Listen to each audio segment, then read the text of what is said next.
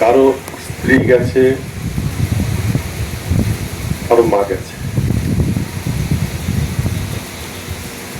জাহ্নবী আমাদের এই পরিবারের, আমরা যারা ছোট, উনি আমাদের অভিভাবক ছিলেন। মুক্তিযুদ্ধের পরে বঙ্গবীর কাদের সিদ্দিকী আমাদের দায়িত্ব নিয়েছিলেন। যেদিন থেকে ওনার বিয়ে হয়, জাহ্নবী হয়ে গেছিলেন আমাদের গার্জিয়ান, আমাদের মুরব্বী, আমাদের অভিভাবক। আজকে এখানে উনি শুয়ে আছেন।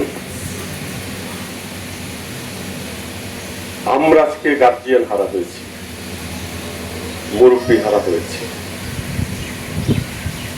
এই পরিবারে আব্দুল আলী সিদ্দিকীর সন্তান হিসাবে, ছোট হিসাবে যে আমাদের ছায়া দিয়ে রেখেছেন আমাদের মায়ের পরে, ওই আমার ভাবি জাহ্নবী। রাগ হলে ওনার সঙ্গে করেছি, বকতে হলে ওনাকে বকেছি ভাইদের ব্যবহারের কারণে। কোনোদিন মন খারাপ করেনি। আমার যখন সন্তান জন্ম হয়, আমার স্ত্রী দর্শনকে কোলে নিয়ে, 2 পাউন্ডের দর্শনকে কোলে নিয়ে তৎকালীন পিজি হাসপাতালে উনি দৌড় করে গিয়েছিলেন।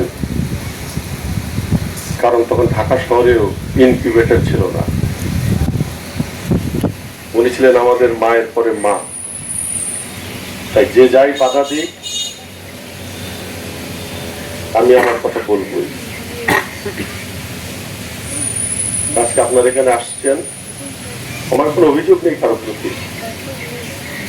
কারো প্রতি কোনো চাওয়াও নেই। ভাবি মাথার ছায়া ছিল, আমাদের ছায়া চলে গেছে।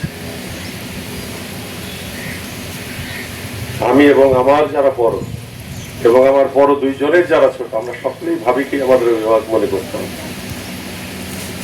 দেশে বিদেশে সকলের সঙ্গে কথা বলে আজকে এখানে বলতে পারছি যে ভাবি ছিলেন আমাদের মূল অভিভাবক।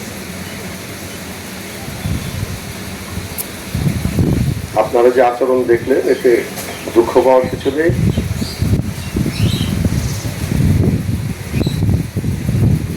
এই স্বাভাবিক, সবাই কষ্টে আছে, সকলেরই মনে যন্ত্রণা।